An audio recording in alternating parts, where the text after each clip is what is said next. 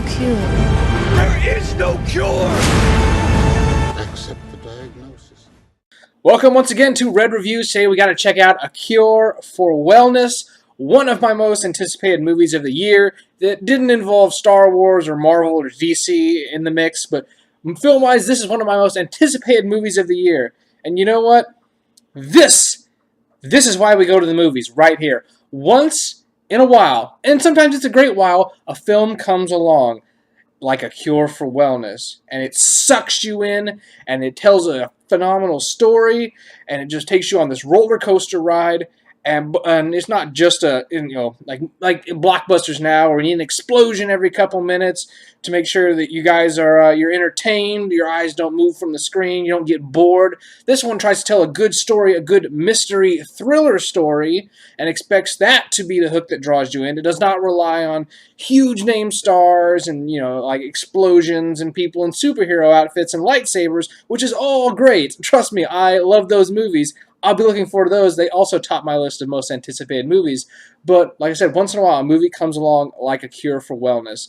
And you just have to see it to believe it. And the way it starts is not the way you think it's going to end. And it twists and turns all the way throughout the entire movie. And a good mystery thriller should make you question who's right, who's wrong, who's insane. Are you insane? Is is the main character? Have I been following a crazy person the whole time? Maybe he's not that crazy. I don't know. It starts to question your own sanity partway through this movie. And it is a long movie. I saw the runtime was going to be 2.5 hours, and I was like, man, if this is going to be a weak story, I'm not quite sure if it's going to be able to stand on that amount of time. I hope it doesn't just draw out this singular idea.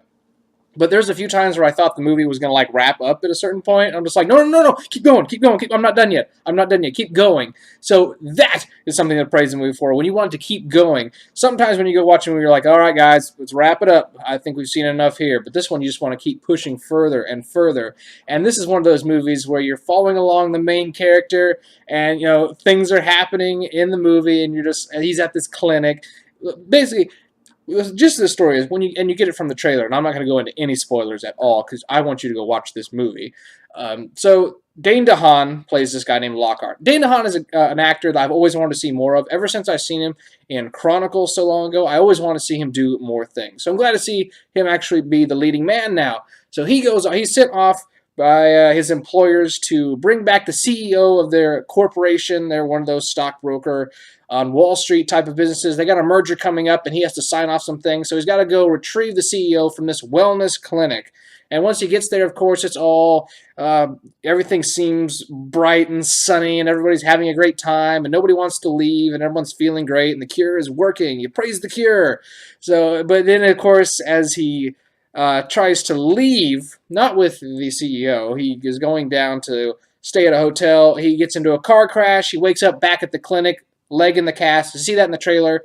And then, of course, he's convinced now that by the doctors, of course, he is convinced that he actually is suffering from whatever the mystery ailment is that everyone else has. So let us run you through some treatments, and we'll make you all better. And that's when we start to pull back the layers of this clinic. And, of course, it wouldn't be a movie if things aren't as they seem.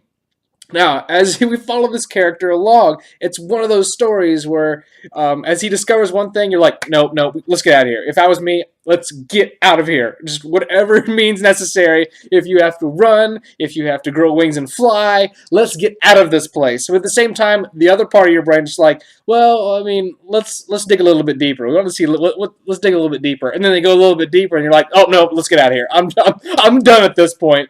And then you're like, well, but let's see what's beyond that next door. I mean, let's see what's beyond that next door. And then they open that next door, and then you're right back. You're just like, oh. So it's one of those movies where, you want to yell at the screen like, get out, you idiot, get out of here. But at the same time, you're like, but let's see how far the madness goes. So the movie just keeps compelling you forward. 2.5 hours. What seems like an extreme runtime is actually a perfect runtime for this movie. It's also very much a mystery, and it's one of the mysteries, and I praise it for this, it does not spoon feed you. You see everything the way the main character sees it. You see pictures on the wall. You see events unfold. You learn factoids as the main character learns them, and you, as the audience, like the main character, are expected to remember them and put them in place later in the story. It's not one of those movies like sometimes now where filmmakers or whoever puts these movies together, the writers, tend to think of the audience as like, oh, we don't want to alienate the audience. We might want to explain this to them. Don't treat us like idiots. We'll be able to figure it out. And if not, make us a movie like this where we might need repeated viewings to catch all the little details. So you are expected to remember things that you see and put the puzzle pieces in place just like the main character does. So it makes you think. It engages you.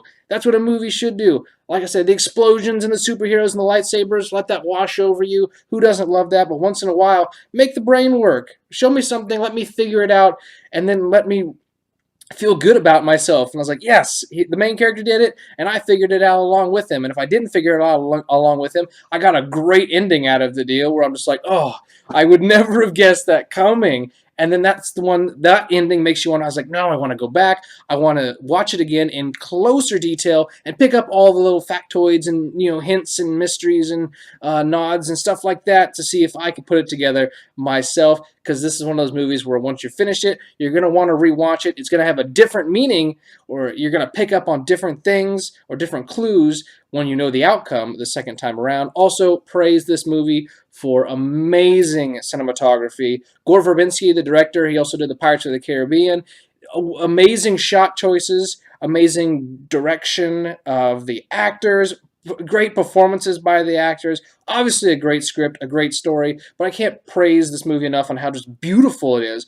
The way things are lined up in the shots, some of the shot choices you see, like in the trailer, the way they line that shot up with the train and the reflection, and just like the way they shoot maybe like through a glass of water, and just things you wouldn't think about that keep this visually stimulating through the whole movie. You're locked in. I did not take my eyes off the screen one time. Sometimes you're watching a movie, you can't help yourself. Let's see if I got a message, see what's going on. You start to wander. Your hands start to wander. Your mind starts to wander. Not this. I'm locked in. I was locked in the entire time from the time the pre-credits rolled to the time the post-credits rolled. I was hooked into A Cure for Wellness. I'm going to give this a rating as a modern-day classic. I think we have a new modern-day classic finally on our hands here that'll go into the horror pantheon of things down the line that'll join the ranks of like The Shining or something, where even 10, 20 years down this, we'll look back at this movie and it'll be part of that collection. Remember that crazy movie that happened once upon a time that they'll be able to analyze for years to come. So I am praising A Cure for Wellness. It will be one of the movies of the year, I have no doubt, on my top list. A modern-day classic for A Cure for Wellness. Go check it out. That's all I'm going to tell you. Sometimes I get into spoilers. Not this time. You got to go see for yourself. I'll catch you guys next time right here on Red Reviews. Don't forget to like and subscribe. 24 hours to go. I wanna be sedated.